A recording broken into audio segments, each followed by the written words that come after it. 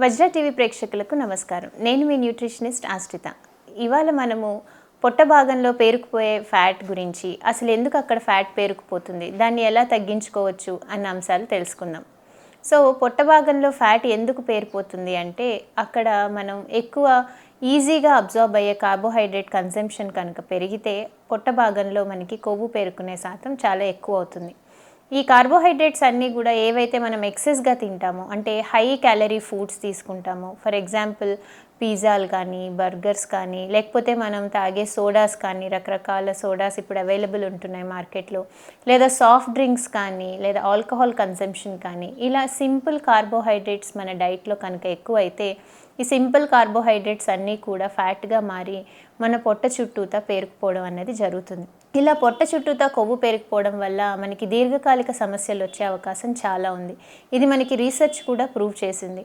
So ఇలాంటి fat ఉండడం వల్ల కార్డియోవాస్కులర్, గుండెకి సంబంధించిన రోగాలు, డయాబెటీస్, బీపీ ఇలాంటివి వచ్చే అవకాశాలు చాలా ఉంటాయి. అయితే ఇలా పొట్ట చుట్టూతా ఫ్యాట్ పేరుకోకుండా ఉండాలి అంటే మనం డైట్ ద్వారా దీన్ని చాలా వరకు నివారించవచ్చు. అండ్ దీనికి కావాల్సింది ఏంటి అంటే, మనం తినే ఆహారంలో పీచు పదార్థం చాలా ఎక్కువగా ఉంటే ఈ కార్బోహైడ్రేట్స్ ఏవైతే ఉన్నాయో అవి స్లోగా డైజెషన్ అయ్యి మనకి ఎనర్జీని ఇస్తాయి. సో అవి ఫ్యాట్గా కన్వర్ట్ అవ్వకుండా మనకి ఎనర్జీని ఇస్తాయి. సో దీంతో ఏంటంటే మనకి ఫ్యాట్ ఫార్మేషన్ అన్నది తగ్గుతుంది. సో మనం తీసుకునే ఆహారంలో పీచు పదార్థాలు మనకి వెజిటబుల్స్ నుంచి వస్తాయి, ఫ్రూట్స్ నుంచి వస్తాయి, హోల్ గ్రెయిన్స్ నుంచి వస్తాయి. అంటే బ్రౌన్ రైస్, మిల్లెట్స్, కీన్వా ఇలాంటివి మన డైట్లో యాడ్ చేసుకోవడం వల్ల వస్తుంది. మరియు మనకి పీచు పదార్థాలు నట్స్లో కూడా కొంత శాతం వరకు పీచు కనిపిస్తూ ఉంటుంది. సో ఇట్లాగా మన డైట్లో రకరకాల పీచు పదార్థాలని యాడ్ చేసుకుంటే మన కార్బోహైడ్రేట్స్ అనేవి కాంప్లెక్స్ కార్బోహైడ్రేట్స్గా మారి మనకి ఫ్యాట్ అక్యుములేషన్ అనేది తగ్గుతుంది.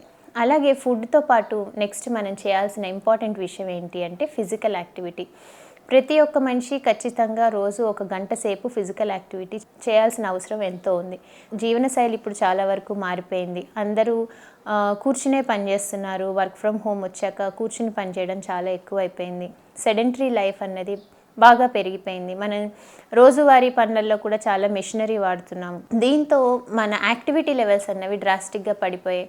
దాంతో ఏంటంటే ఎక్కువసేపు కూర్చోవడం వల్ల కూడా మన తిన్న ఆహారం అన్నది ప్రాపర్గా యూటిలైజ్ అవ్వక ఫ్యాట్గా కన్వర్ట్ అయ్యి మన పొట్ట చుట్టూతా కొవ్వుగా పేరుకుపోతుంది. దీనికి physical activity very important. Physical యాక్టివిటీలో కూడా ఎక్కువ కోర్ స్ట్రెంథనింగ్ ఎక్సర్సైజెస్, యాబ్స్ ఇలాంటివి చేస్తే మీకు అక్కడ కొవ్వు తగ్గే అవకాశాలు చాలా బాగా ఉంటాయి.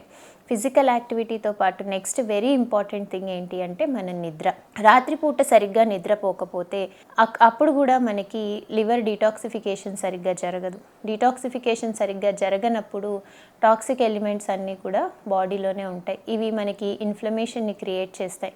ఈ ఇన్ఫ్లమేషన్ వల్ల కూడా మనకి ఫ్యాట్ డిపాజిట్స్ పొట్ట చుట్టూతా చేరుకునే అవకాశం చాలా ఉంది. కాబట్టి నిద్ర అన్నది చాలా ఇంపార్టెంట్ రోల్ ప్లే చేస్తుంది. సో సరైన ఆహారం, ఫిజికల్ యాక్టివిటీ, నిద్ర ఈ మూడింటిని మనం సరిచేసుకుంటే మన పొట్ట చుట్టూతా ఉన్న కొవ్వుని తగ్గించుకోవచ్చు. Thank you.